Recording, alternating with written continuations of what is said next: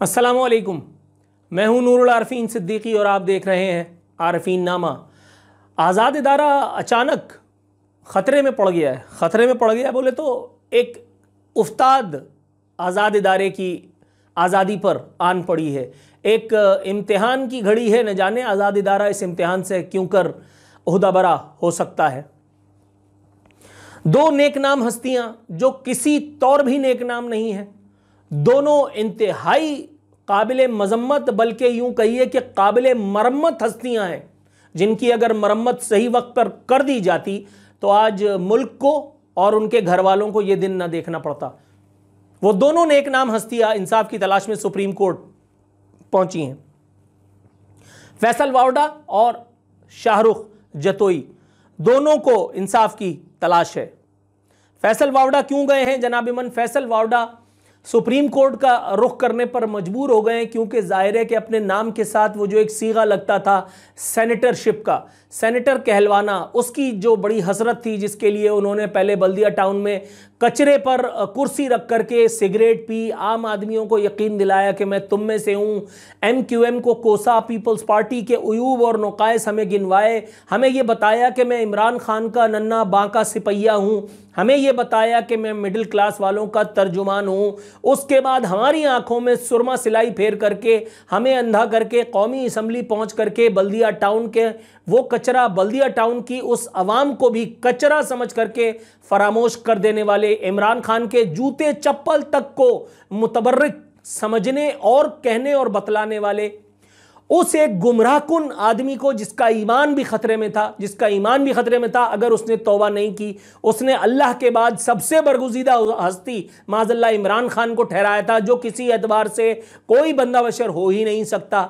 वो गुमराहकुन फैसल वावड़ा, जिसका दीन, धर्म, ईमान सब कुछ पैसा है।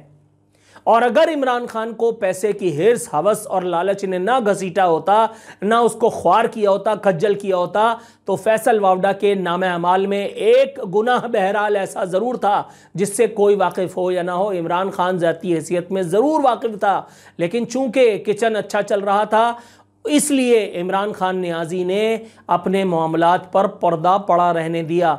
जिनको मेरी बात समझ में आ रही है उनको खूब पता है कि मैं किस जानिब इशारा कर रहा हूं, और जिनको नहीं समझ में आ रहा, जिनको नहीं समझ में आ रहा, वो ज़रा माजी के दरीचों को खंगालें, ज़रा थोड़ा सा अपनी याददाश्तों पे जोर दें, कुछ पढ़ें पढ़ाएं, किसी से रब्ता करें, उनको सब समझ में आ जाएगा कि कौन से गुनाह का फैसल वावड़ा के इमरान खान गवाह था। उसके बावजूद इमरान खान ने फैसल वावड़ा की पकड़ ना की।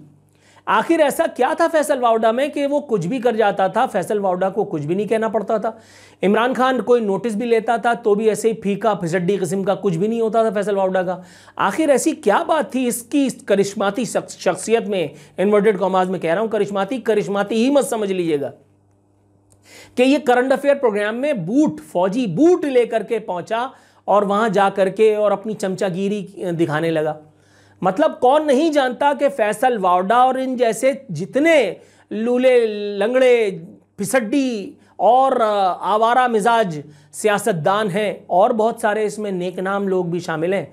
मतलब अगर बात उधर गई तो मेरे ख्याल है फैसल वावड़ा की नज़र उतरनी रह जाएगी, इसलिए हम गुफ्तगू को समेटते हैं। कौन नहीं जानता कि ये वही गेट नंबर 5 की पैदावार हैं कि जो कुछ भी करें, सिर्फ अगर अपना हिस्सा दे दें तो इनके तमाम उयूब और नकाइस पर से नज़र घुमाकर दूसरी तरफ कर ली जाती है। फैसल वावड़ा इतना हैंडसम तो नहीं था, इतना हैंडसम तो नहीं था कि उस वक्त का सिटिंग चीफ जस्टिस इसको बुला करके अपने घर में बिठाए, इससे गुलदस्ता रिसीव करे और तमाम लोगों को यह पैगाम दे कि ही इज़ माई मैन। वो असल में उसका आदमी नहीं था, वो उसको साकिब निसार को कुर्सी पर, ओहदे पर लाने वालों का आदमी था। और उस आज़ाद इदारे की मैं हुर्मत का क्या कहूँ कि जो बात बात पर जुज़बुज़ हो जाते हैं, तौहीन अदालत समझ करके और नोटिस देने लगते हैं। अब अगर मज़ीद कुछ कहेंगे तो भी मामलात गड़बड़ेशन का शिकार हो जाएंगे। फैसल वावड़ा सेनेटरशिप की बहाली के लिए सुप्रीम कोर्ट गए हैं, और मुझे यकीन है कि अगर गेट नंबर 5 को मंजूर हुआ तो फैसल वावड़ा को रिलीफ ज़रूर मिलेगा। फैसल वावड़ा को अगर रिलीफ नहीं मिलेगा तो इस मुल्क में किसको रिलीफ मिलेगा? आपके ख्याल में बल्दिया टाउन की जलाई गई उन 280 लाशों के नसीब में रिलीफ लिखा है?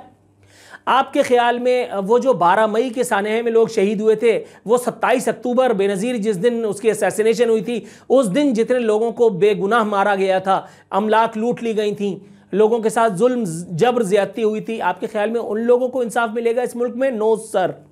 यहाँ इंसाफ सिर्फ उसको मिलेगा जिसकी जेब में इंसाफ खरीदने के लिए पैसा है। और चूंकि शाहरुख जतोई जैसे लोगों के पास बहुत पैसा है, शाहरुख जतोई का वो बाप जो जरदारी का खासुल खास आदमी है, जिसके बगैर सिंध की मईशत तो दरकिनार सिंध की हुकूमत नहीं चल सकती, तो शाहरुख जतोई को फांसी कौन देगा? फिर चाहे वो सो कॉल्ड माचो मैन, जिसको मैं माइकल जैक्सन ऑफ अदलिया कहता हूं, जो अपने मनसब का नाजायज़ फ़ायदा उठाते उठाते मीडिया कवरेज का इतना आदी हो गया था कि उसके बाद फिर उसने कोई और काम करना मुनासिब नहीं समझा। कभी यहाँ छापा मारता था, कभी वहाँ छापा मारता था, गोया हर फटे में टांग डालना इसका काम था, अपने पेशरो काने दज्जाल उर्फ इफ्तिखार चौधरी की तरह। अब आज़ादी के लिए, आज़ादी की तमन्ना लिए शाहरुख जतोई वो भी सुप्रीम कोर्ट पहुंचा है। शाहरुख जतोई की उम्र कैद के खिलाफ अपील 23 फरवरी को समाअत के लिए मुकर्रर कर दी गई है। शाहरुख जतोई की उम्र कैद के खिलाफ अपील की समाअत मुकर्रर करते हुए फरीकैन को नोटिस जारी कर दिए गए। जस्टिस मकबूल बाकर की सरबराही में 3 रुकनी बेंच समाअत करेगा। शाहरुख जतोई ने सिंध हाई कोर्ट के उम्र कैद के फैसले को चैलेंज किया है। करना भी चाहिए, क्योंकि यहाँ अगर शाहरुख जतोई जैसे और फैसल वावडा जैसे लोगों को इंसाफ नहीं मिले तो मुझे हैरत है। एक तरफ एक आदमी इस्टेब्लिशमेंट की मर्जी से सिंध हुकूमत को चलवा रहा है, अपने तमाम धंधे भी चला रहा है, बहुत सारे मामलात हैं। आप सोचिए सुप्रीम कोर्ट ऑफ पाकिस्तान के उस फिरौन सिफत चीफ जस्टिस ने इसको फांसी दी थी कि जो पूरे मुल्क में मीडिया कवरेज की लालच में कहाँ कहाँ दर दर भटकता फिर रहा था। और हालत यह कि आज तक शाहरुख जतोई को किसी ने फांसी देना तो दरकिनार, उसको हवालात में रखना भी, जेल तो दूर की बात है, हवालात में रखना तक भी गवारा नहीं है। वो एक प्राइवेट अस्पताल में उसको रखा हुआ था। अभी कुछ दिनों पहले जो मीडिया कवरेज मिली है उसको शाहरुख जतोई को कि जी ये तो बाकायदा टाँठा है, तंदुरुस्त है और ये प्राइवेट अस्पताल में बैठा गुलछर्रे उड़ा रहा है, ये तो बहुत पुरानी किस्म की बातें हैं यार, ये तो सब जानते हैं। किसको नहीं पता इस सिंध में कोई एक आदमी जो दयानतदारी से एंकर या सहाफ़ी का काम कर रहा है, उसको ये बात रोज़े रोशन की तरह उस पर आया है? कौन नहीं जानता? अगर नहीं जानती तो अदालत, नहीं जानते तो वो लोग कि जिनका ज़मीर उनकी जेब में बराए फरोख्त लिख करके और उन्होंने रख रखा है ताकि कब मौका मिले और कब उसको भेज दें। सबको पता है शाहरुख जतोई को अगर यहाँ फांसी हो जाए तो मैं अपना नाम बदल दूं, ये बात तो मैं 500 दफ़ा कह चुका हूँ। और अब आप इस आदाद अदलिया की एक और ऐसी कारगुजारी को मुलाहिजा करने वाले हैं इसे खबर की सूरत में कि जिसके बाद आप चकरा जाएंगे और उसके बाद आपको मेरी तमाम कई बातें दुरुस्त लगने लगेंगी। आज़ाद अदलिया जो इतनी आज़ाद है, जो न जाने कितनी आज़ाद है, उसकी आज़ादी का एक छोटा सा नमूना देखिए। खबर बता रही है कि डॉक्टर कदीर की नकलो हरकत की दरखास्त उनके इंतकाल के बाद समाअत के लिए मुकर्रर। डॉक्टर कदीर खान ने आज़ादाना नकलो हरकत के लिए वो जो दरखास्त लगा रखी थी हमारी मुअज़्ज़िज़ अदलिया में, अब चीफ जस्टिस उमर अता बंदियाल की सरबराही में 3 रुकनी बेंच 24 फरवरी को समाअत करेगा।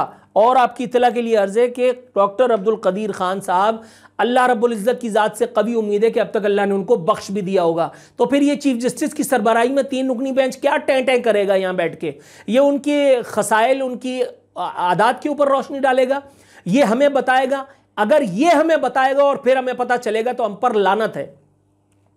अगर अदलिया हमें बताएगी कि कौन सही और कौन गलत है तो हम पर लानत है, क्योंकि हम हलफ नहीं उठाते हैं जर्नैलों के जोर जबरदस्ती पे, अदलिया के जजेस हलफ उठाते हैं। पाकिस्तान में अदलिया को खरीदने और बेचने की जो तारीख है, हर डिक्टेटर को अदलिया ने, आम आदमी ने नहीं, हर डिक्टेटर को लाइसेंस टू किल फराहम करने वाला इदारा अदलिया हुआ करता था।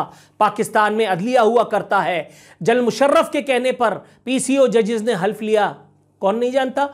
जुल्फ़िकार अली भुट्टो की हुकूमत पर जब शबखून मारा गया तो वो काने दज्जाल, वो जिसका तिक्का भुन गया था हवा में, वो ज़ियाउल हक, वो जो मीडिया कवरेज के लिए कभी साइकिल चलाता नज़र आता था, कभी टिस्वे बहाता था, रोता था और बताता था कि मैं इस्लाम का सबसे बड़ा और आखिरी नाम लेवा हूँ, हालांकि इस्लाम का उससे दूर दूर तक ताल्लुक़ कोई नहीं था। तो क्या हुआ? तुम रातों का तहज्जुद पढ़ते हो, तुम्हारे मुंह पर मारी जाएंगी ये नमाजें। तुम्हें तहज्जुद पढ़ने के लिए हुक्मरान नहीं बनाया गया, तुम्हें अवाम को रिलीफ देने के लिए, अवाम से किए गए अपने वादों की पासदारी के लिए अल्लाह रब्बुल इज़्ज़त ने इक़्तिदार अता किया था। और तुम क्या करते रहे? कभी अमेरिका की मालिश, कभी रूस की पिटाई, उसके बाद दूसरा वाला आया, उसने कहा ये जंग हमारी जंग है, हम उसमें कूद गए। फिर तीसरा वाला आया, उसने कहा ये तो हमारी जंग ही नहीं है। तुम लोगों का अपना कैरेक्टर क्या है? तुम लोगों का अपना कैरेक्टर क्या है? अब ये मोहतरम अदालतें हमें बताएंगी कि डॉक्टर अब्दुल कदीर खान साहब कितने नेकोकार आदमी थे। क्या ये अदालतें हमें ये बता सकती हैं कि जिस वक्त डॉक्टर अब्दुल कदीर खान जिंदा थे उस वक्त गेट नंबर 5 पप्पा जानी के अगले पिछलों, वो जो उनके कहने पे 5 मिनट में हमला करके किसी भी इदारे को अपने कब्जे में ले लेते हैं, वो जो अचानक से एक मुंतखब सदर को टैक्सी मंगा करके रवाना कर देते हैं, क्या हमें ये बताया जाएगा कि किसके कहने पर, किसकी खुशनुदी के लिए, अगियार के मनाने के लिए, अगियार को ये दिखाने के लिए कि हमने डॉक्टर अब्दुल कदीर खान की इन्वर्टेड कॉमास में अच्छी देखभाल का बंदोबस्त कर रखा है, किसके कहने पर ये दरखास्त अब तक नहीं लगी थी?